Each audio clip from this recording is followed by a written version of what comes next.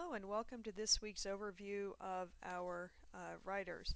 I'm not going to be providing any background information about these three men because I have given you links to three wonderful documentaries about their lives. To the left is William Faulkner. In the middle is Ernest Hemingway, looking very outdoorsy as he often does in his photographs. And then to the right is F. Scott Fitzgerald, and he's looking dapper, probably wearing a Brooks Brothers tweed. In this screen, I wanted to give you a sense of their dates. You'll see that Fitzgerald died quite young. Faulkner and Hemingway have almost exactly the same dates, very similar. World War I is an event that shaped their lives and very much affected all three men. All three men wanted to serve in the war. Hemingway was the only one that got overseas, and he served in the ambulance corps and suffered a severe injury. Faulkner wanted to join the army but was too short, so he went up to Canada and enlisted in the Canadian Air Force, but the war ended before he could be sent anywhere. And the same thing with Fitzgerald. Although he was in the army, he was never deployed because the war ended. In terms of their status as writers, all three are considered just iconic figures in American literature, and all three are known for their novels, though their short stories are certainly important also. Fitzgerald has come down to us as someone of a kind of a mythic quality, and I'll talk more about that in a minute. In terms of his writing, he's a prose writer who is often at his best poetic with wonderful metaphors and images. Faulkner was very much broke with tradition. He did a stream of consciousness often in his novels. Um, used multiple narrative perspectives when he was writing, and in fact, they could make his novels somewhat difficult to follow. Ernest Hemingway, of course, is celebrated for his clarity, his straightforward style that one might even consider being a modest style, really unadorned. I love some of his quotes about his own writing. He said that a writer's style should be, quote, direct and personal. Imagery should be, quote, rich and earthy, and really the best writers are those who are vigorous. So he kind of has come down to us as someone with a quote-unquote manly style. All right, F. Scott Fitzgerald, let's start with This Side of Paradise, which was at the time considered in 1920 almost like a shocking novel. It really laid bare the young men and women of the jazz age, women that cut their hair short and wore short skirts, the flappers.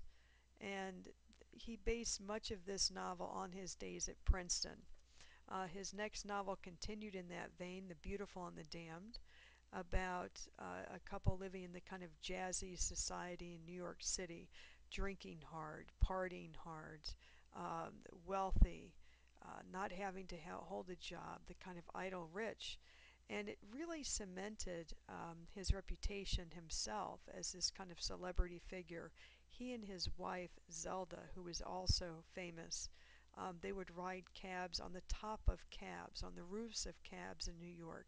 They danced in fountains. They went to lavish parties.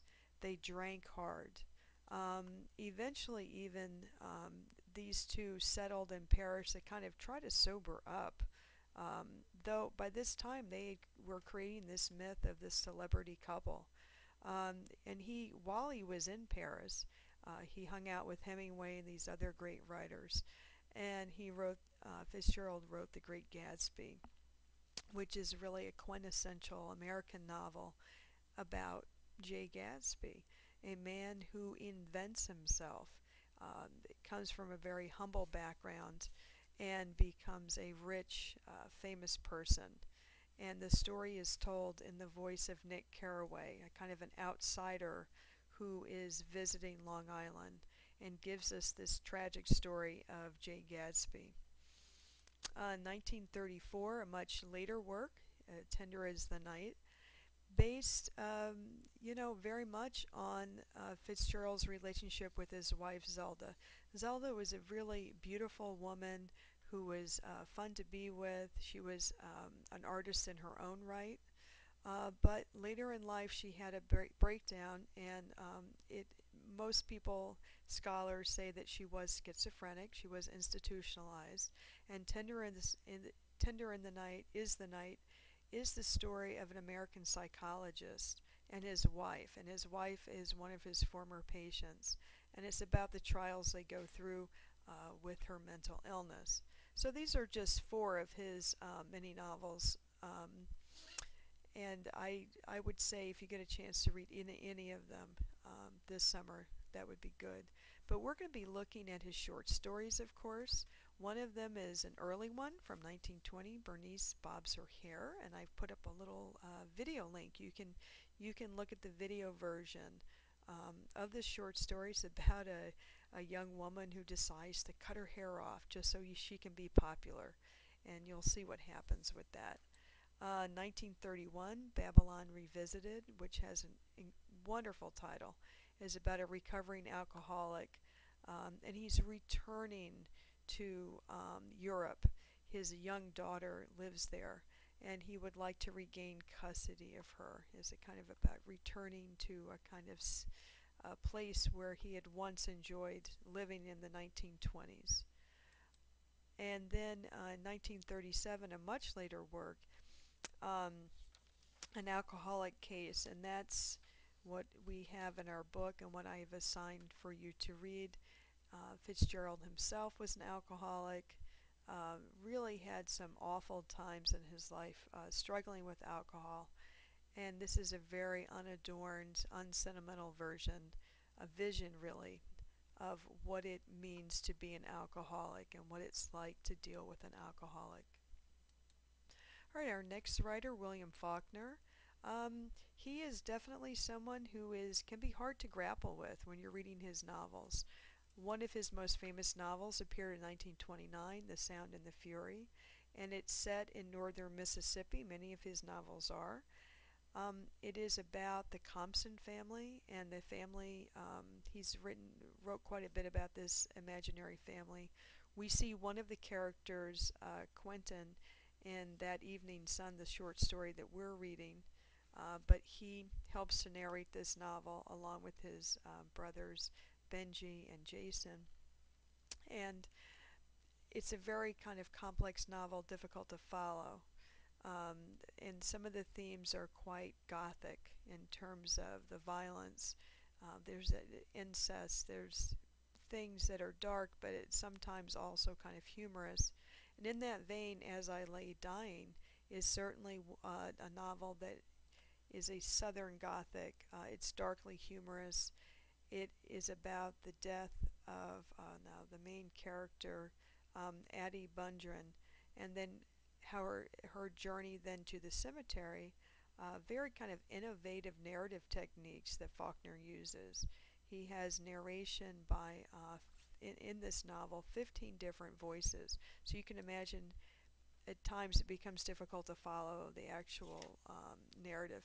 Light in August is looks again at three different threads, three different stories of three different characters, and he manages to weave them together.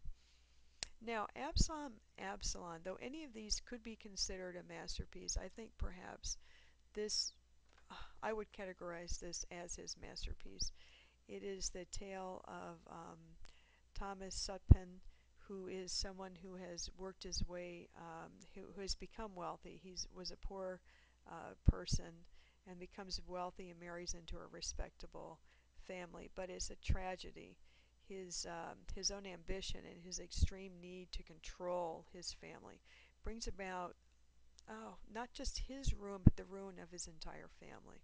So Faulkner definitely is not a light or easy read, but he is well worth delving into. Now, the two short stories that we're looking at are, in contrast to these novels, very easy to follow, and the narrative voice is a single narrative voice, and we don't have any trouble with that. We get a portrait of the South, though, in both of these. And that evening sun is absolutely fascinating, especially when you think about the themes of race and class.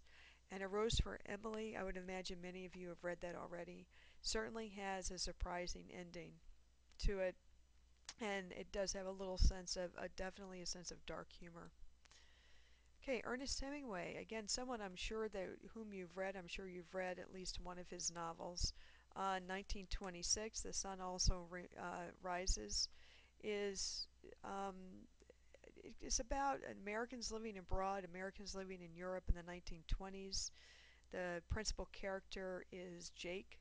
Jake is a journalist, and the leading female character is really an iconic American literary character, Lady Brett Ashley, who is the widow of a British officer who was killed in World War One. Farewell to Arms. I remember reading this in high school and just absolutely loving it. It's a sad story of a American officer and a British Army nurse, and Hemingway called it his Romeo and Juliet with its tragedy. For Whom the Bell Tolls is an interesting look, fictionalized account of a man in the Spanish Civil War, and The Old Man and the Sea, uh, published much later in 1952, and this book is widely read in high school, I think, because it's short. It's about Santiago, an old Cuban fisherman who's having a battle with a huge fish, this enormous marlin, and he is somebody that critics say, here's a critic, Philip Young, if I can find this quote here. Yeah, here it is. It says that he is a, quote, simple man capable of decency, dignity, and heroism. And you know, the battle with the fish is seen as heroic. And Young points out that this character, this hero of The Old Man in the Sea, is very much a Hemingway hero, a man who has, quote, unquote, grace under pressure, which is what Hemingway so admired. Is A Soldier's Sore. All of us will be reading, because this is our textbook, A Clean, Well-Lighted Place, and nothing happens in this story, so I'll be interested to see what you write about it. It's dialogue. And same thing with Hills Like White Elephants is basically a dialogue. And you've probably, I would imagine, most of the class has read that short story because it's so widely discussed and anthologized. So, anyway, this week I look forward to reading what you have to say about these three literary legends.